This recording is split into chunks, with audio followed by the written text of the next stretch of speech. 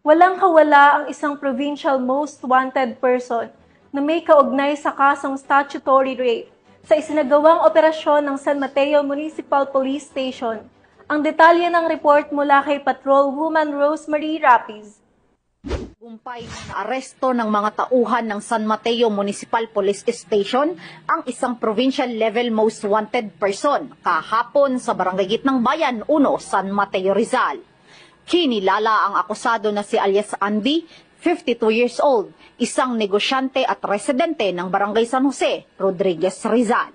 Nahaharap si alias Andy sa kasong statutory rape na iniutos ng RTC Branch 76 San Mateo, Rizal kung saan wala itong inirekomendang piyansa.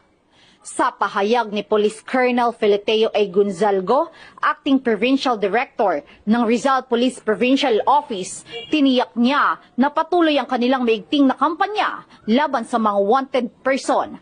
Dagdag pa niya, hindi titigil ang kapulisan ng Rizal sa pagsugpo ng krimen na nagdudulot ng banta sa seguridad, kapayapaan at kaayusan ng buong probinsya.